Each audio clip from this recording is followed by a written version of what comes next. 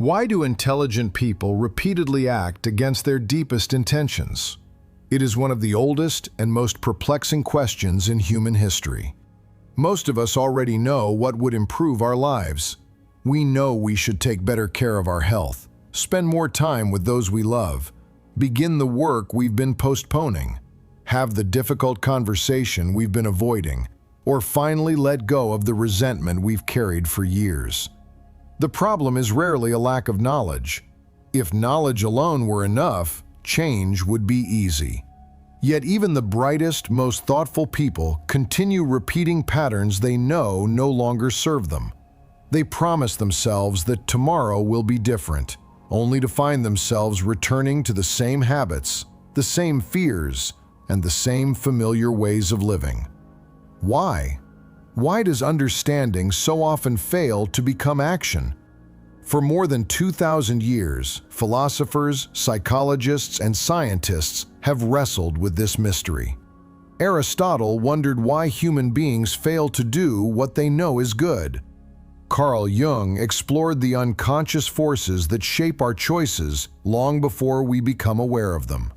More recently, Dr. Dispenza examined how repeated thoughts, emotions, and behaviors gradually become woven into our sense of identity. Although they approached the question from different centuries and different disciplines, they were all pointing towards the same profound truth. The greatest obstacle to change is not a lack of intelligence, nor a lack of willpower. It is our deep attachment to what has become familiar. Because the familiar does something far more powerful than influence our behavior, it quietly convinces us that this is who we are. And once an identity feels familiar, we begin protecting it, even when it no longer serves us. In this essay, we'll explore why meaningful change feels so difficult, why the familiar exerts such a powerful hold over the human mind, and why the path to inner freedom begins the moment we find the courage to step beyond the identity familiarity has built. If knowledge alone were enough, the world would look very different. We have never lived in an age with greater access to information. Within seconds, we can discover how to eat more healthily, exercise more effectively, manage our finances, improve our relationships, or learn almost any skill imaginable. Information has become abundant. Yet meaningful change remains remarkably rare. The question then is not whether we know enough, it is why knowing is not becoming. This puzzled Aristotle more than 2,000 years ago. He observed that human beings frequently act against what they themselves believe to be good. We recognize the wiser path, yet continue walking another. We postpone the work that matters most while promising ourselves tomorrow will be different. We remain in relationships that diminish us, even while longing for something healthier. We repeat habits that no longer reflect the person we wish to become. Not because we cannot see the better path, but because seeing and becoming are not the same thing. This is why so much advice ultimately disappoints us. It assumes that understanding naturally leads to transformation. Read the right book, watch the right video, learn the right technique, and your life will change. Sometimes it does. More often, it doesn't. Not because the advice is wrong, but because it overlooks something fundamental about the human mind. There is an invisible force that keeps drawing us back towards what is already known. It is not always logical, it is not always helpful, yet it is remarkably powerful. Consider how often people return to old patterns, even after painful experiences. The person who repeatedly enters the same kind of relationship, the employee who dreams of a different life, yet never leaves the security of an unfulfilling career. These are not failures of intelligence or of discipline. They reveal something much deeper. The human mind has a profound attachment to what has become familiar, even when it limits us, even when it hurts us, even when another life quietly calls from beyond it. To understand why change feels so difficult, we must first understand why the familiar holds such extraordinary power over us. That journey begins with a psychologist who believed that much of what governs our lives lies hidden beneath the surface of conscious awareness. Carl Jung believed that much of what shapes our lives remains outside our conscious awareness. This was one of his most unsettling insights. We like to imagine that we make our choices freely and rationally. We tell ourselves we know who we are and why we do what we do. Yet Jung suggested that beneath the surface of consciousness lies another world entirely, a world of forgotten experiences, emotional patterns, fears, beliefs, and learned ways of responding that influence our decisions long before we become aware of them. In other words, the mind is not a blank page that follows reason. It carries a history, and that history has preferences. One of those preferences is the familiar, not because it is always good, but because it is predictable. To the conscious mind, change often appears exciting. To the unconscious, it can feel like uncertainty, and uncertainty has always demanded caution. For thousands of years, our ancestors survived by recognizing familiar landscapes, familiar faces, familiar routines, and familiar places of safety. What was known often meant survival. What was unknown carried risk. Although the modern world has changed dramatically, the deeper architecture of the human mind has not. Today, the greatest dangers are rarely wild animals or hostile environments. More often, they are psychological. The fear of failure, the fear of rejection, the fear of beginning again. Yet the unconscious responds to these uncertainties with a remarkably familiar strategy: return to what is known, even when what is known no longer serves us. This helps explain one of life's great paradoxes. People often remain loyal to situations they consciously wish to leave behind, not because they enjoy suffering, but because familiarity creates a quiet sense of certainty. A familiar relationship, a familiar routine, a familiar identity. Even familiar disappointment can feel safer than unfamiliar possibility. This does not mean we are trapped by our unconscious. Jung never believed that. He argued that freedom begins the moment we become aware of the invisible patterns directing our lives. As he famously observed, until you make the unconscious conscious, it will direct your life and you will call it fate.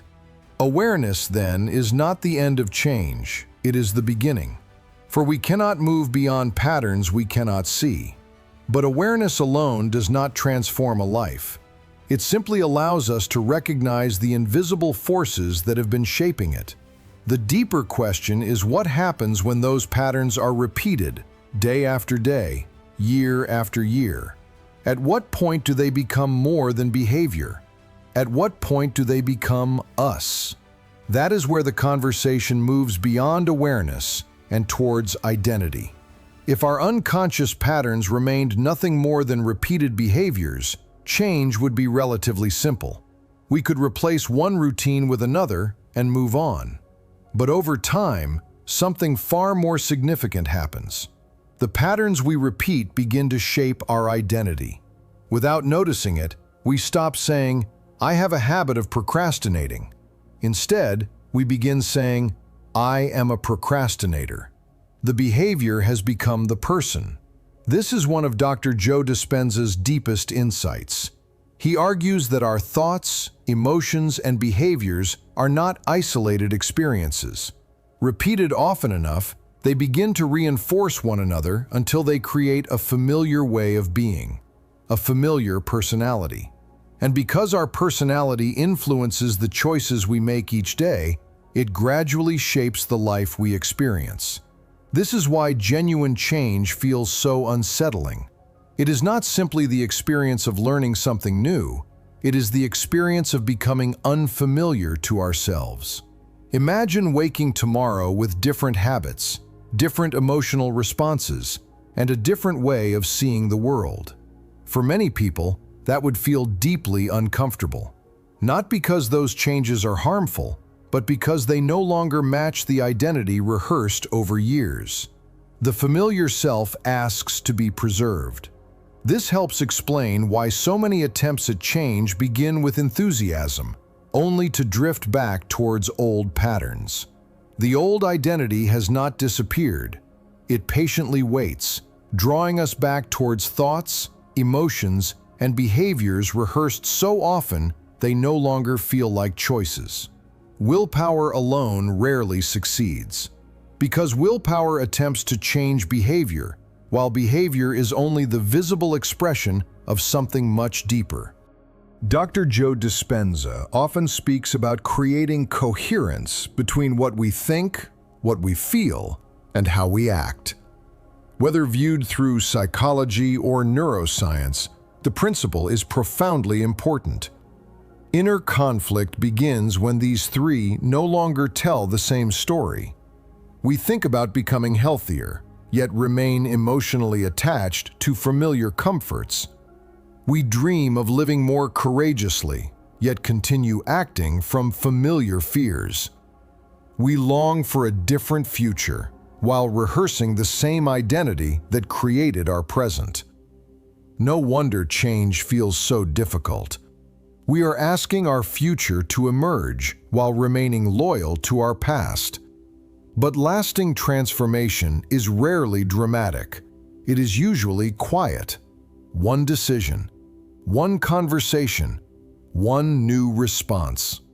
Repeated often enough, what once felt unfamiliar begins to feel natural. Eventually, the unfamiliar no longer feels unfamiliar at all.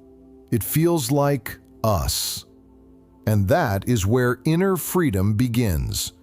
Not when we become someone else, but when we are no longer unconsciously confined by the person we have always believed ourselves to be. Throughout this essay, we have explored one of the oldest questions in human history. Why do intelligent people repeatedly act against their deepest intentions? Aristotle recognized the paradox.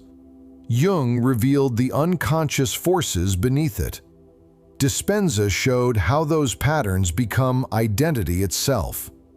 Although they approached the question from different centuries and different disciplines, they were all pointing towards the same profound truth. The greatest obstacle to change is rarely a lack of intelligence or a lack of willpower. It is our deep attachment to what has become familiar, our ways of thinking, our emotional responses, our routines, even the version of ourselves we have learned to call me. Meaningful change feels uncomfortable because every genuine transformation asks us to step beyond an identity that has taken years to build.